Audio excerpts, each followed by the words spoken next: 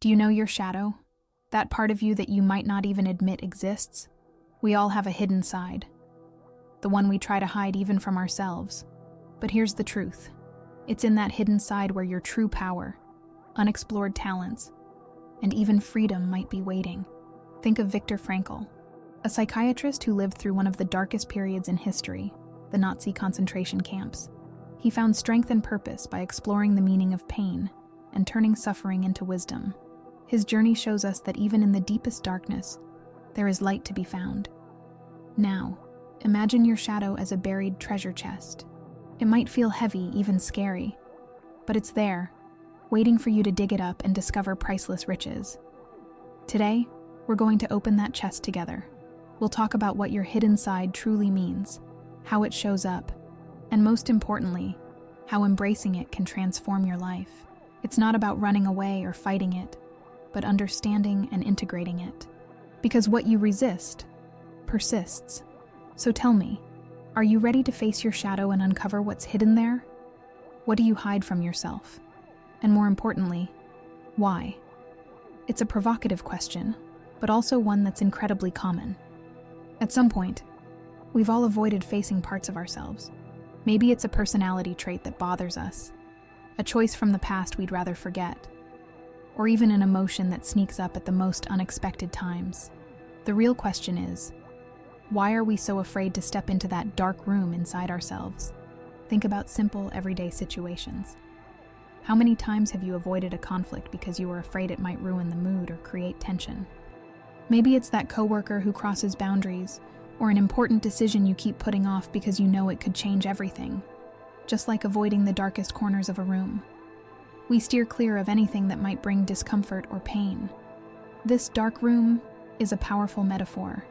Imagine your mind as a house.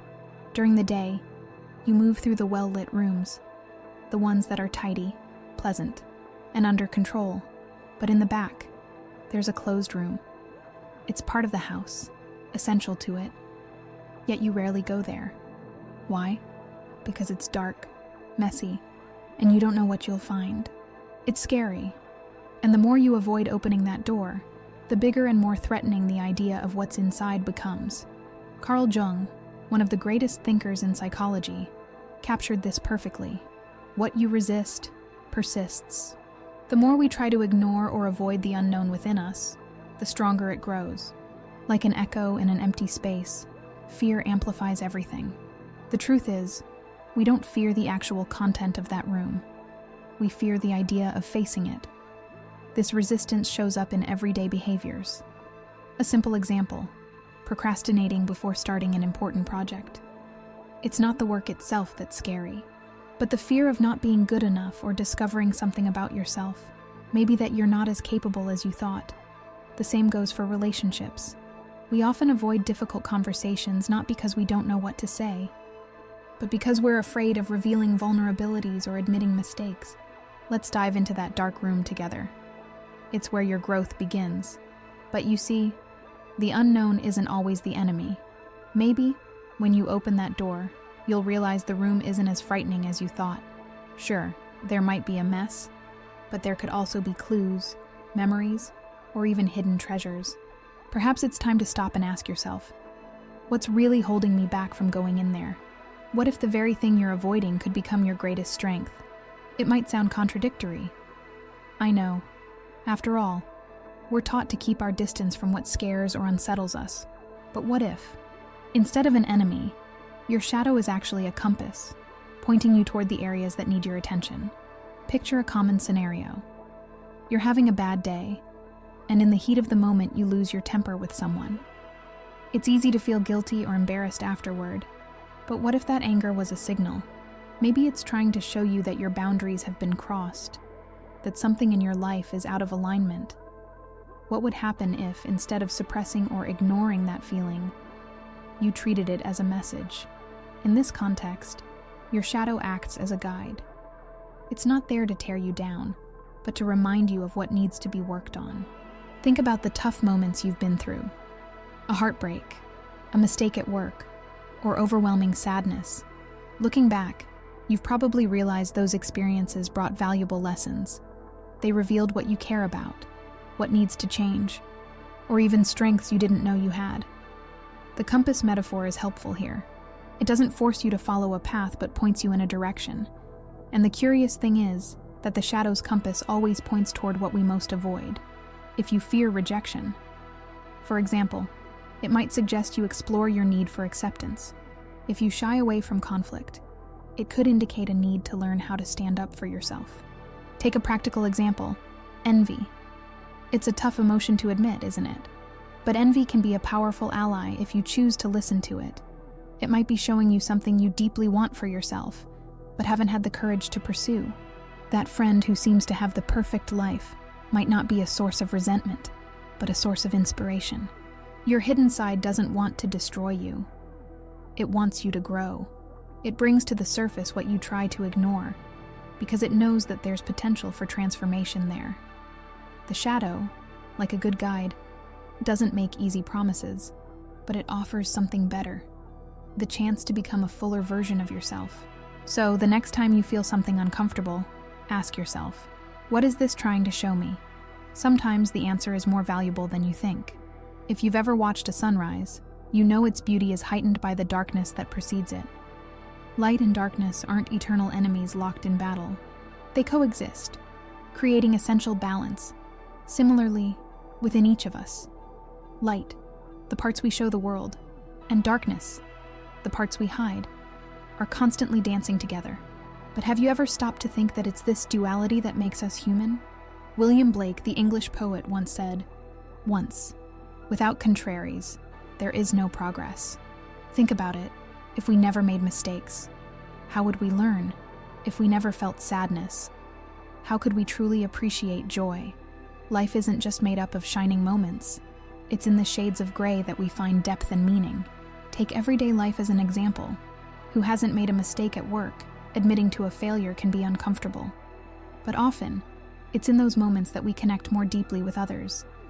By showing vulnerability, we prove that we're real, and this can foster respect, empathy, and even trust. Small failures are like shadows that highlight the light we carry. Duality is as natural as the cycle of day and night. One cannot exist without the other. Sometimes we cling only to the light, striving to appear perfect in the eyes of others, or even ourselves. But in doing so, we ignore the shadows that give our lives depth. It's like a painting without contrasts. The image loses its richness and texture. Have you ever considered that your darkness might be what gives depth to your light? A simple example. Someone who struggles with anxiety might, in working through it, discover a sensitivity that makes them more empathetic to others' pain, or someone who's experienced failures in love may ultimately learn the value of forgiveness and honest communication. Accepting this duality is like looking in the mirror and seeing both what is beautiful and what is uncomfortable. It's saying, I am all of this, light and shadow, strength and weakness. Because this union is what makes you who you truly are. In the end, it's not about eliminating darkness, but learning to walk alongside it. After all, it's contrast that gives life its color. What if everything you reject about yourself is actually a clue to what's missing for you to feel whole? It sounds strange, but it makes sense when we start seeing the shadow as an inverted mirror. What we hide or deny about ourselves often reflects our deepest desires, just in disguise. Take someone who's shy. At first glance, shyness might seem like a limitation, but upon closer examination, we often find a hidden desire to be more assertive, to express themselves, to be seen. This person's shadow holds exactly what they feel they're missing, the courage to take up space. The same idea applies to an extrovert who can't stand being alone. Maybe they avoid solitude because, deep down, they long for moments of introspection to connect with themselves. What they reject, stillness, could be exactly what's needed to bring balance to their life. Carl Jung called this projection. When we criticize something in others, we're often reacting to something we unconsciously desire or fear within ourselves. Have you noticed how highly organized people often get irritated by those who are more laid back? Or how someone fiercely independent can get annoyed with those who ask for help easily? These reactions reveal more about the person feeling them than about the one being observed. Understanding this dynamic can transform how we see both ourselves and others. Instead of rejecting or suppressing what makes us uncomfortable, we can approach it with curiosity and openness, because, in the end, our shadows aren't our enemies. They're our teachers. The shadow works like a map. It doesn't just hide what bothers us, it also illuminates what we aspire to be. Imagine you're looking into a mirror, but everything on the left side is actually reflecting the right. At first, it feels disorienting, but over time, you realize that this reflection can help you see areas you've never explored before. In practical terms, this means paying attention to what triggers you most, both in others and in yourself. Do you feel envy toward someone? Maybe that reveals a dream you haven't yet had the courage to pursue. Are you irritated by something you perceive as weakness in someone else? Perhaps you're denying yourself the right to be vulnerable. In the end, the shadow isn't just what we hide, it's what we need to integrate. It holds the missing pieces of the puzzle that make up our complete self. Recognizing it isn't a sign of weakness. It's an act of courage. And the more you look into this inverted mirror, the more you'll see that the shadow isn't your enemy. It's a part of you that simply wants to be heard, if the shadow is already difficult to face on our own. Imagine the impact of culture and society on its size and shape. From an early age, we are shaped by social norms, expectations, and ideals that dictate what we should or shouldn't show to the world. In this process, we learn to hide genuine parts of ourselves, not because we want to, but because we feel we must. Consider gender expectations. Men are often taught to be strong, to avoid vulnerability, while women are frequently cast as caretakers, expected to prioritize others over themselves. What happens to traits that don't fit these molds? They are pushed straight into the shadow. A man who feels the need to express his emotions might suppress them, believing it makes him weak. A woman who wants to be more assertive might hesitate, fearing she'll be labeled bossy or insensitive. This phenomenon goes beyond gender. In The Burnout Society, philosopher Byung-Chul Han describes how the pursuit of perfection traps us in a culture of performance. We are led to believe that we must always be productive, positive, and efficient. At the slightest sign of weakness or failure, we push ourselves even harder, hiding our exhaustion and insecurities. After all, who wants to seem vulnerable in a world that idolizes perfection? These social pressures create cultural shadows. Natural traits like sensitivity, boldness, or even the right to make mistakes end up being repressed because they don't fit the narrative imposed on us. Think about how social media amplifies this. Our feeds are full of seemingly perfect lives, making us feel as though our flaws, uncertainties, and fears are signs that something is wrong. But culture isn't only the villain here. It provides structure, tradition, and collective meaning. The problem arises when we shape our identities solely to fit these norms, neglecting essential parts of who we are. In doing so, our shadow grows. Not because it's bad, but because it doesn't find space to exist in the light of day. Culture can provide us with direction, but it can also hide our essence. The challenge lies in recognizing how much of our life is spent fulfilling external expectations, and how much of our authenticity we've left in the dark. In practice, this means asking yourself, what are you hiding out of fear of not being accepted?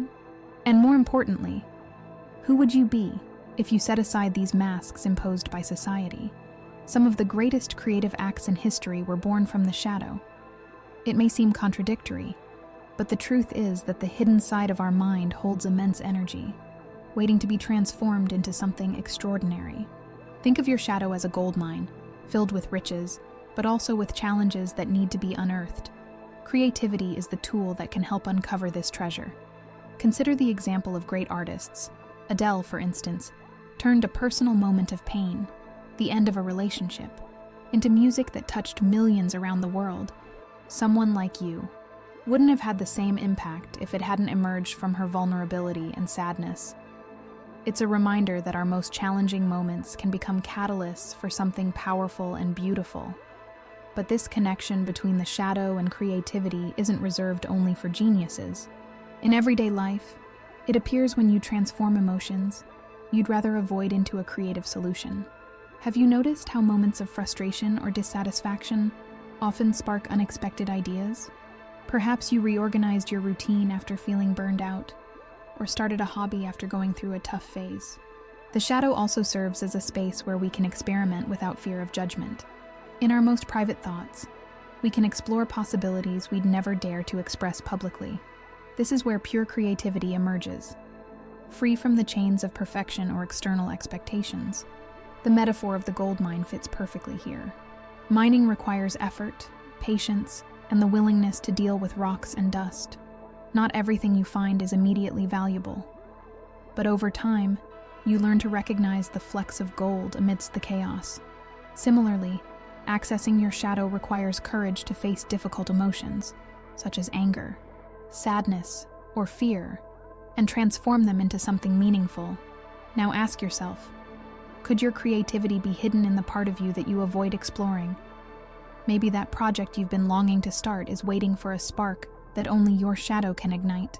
Or perhaps the idea you haven't yet dared to put on paper is tucked away in a place you're afraid to visit. In the end, creativity is the bridge between what you feel and what you can create. By accessing your shadow, you discover that even your darkest moments have something to offer, something that can illuminate the world in a unique and surprising way. Looking at your shadow is not easy. After all, it involves facing parts of yourself that you'd often rather avoid. But despite the discomfort, this is one of the most courageous acts you can take. So, how do you take the first step toward exploring your hidden side? The first step is simple, but powerful. Observe. Start paying attention to the thoughts and emotions that arise, especially the ones you'd like to push away. Perhaps it's a comment that annoyed you more than it should have, a criticism that made you defensive, or a sudden pang of envy. These moments are like small arrows pointing toward your shadow. Keeping a journal can be an incredible tool for this. Write about these situations without judgment, just to identify patterns.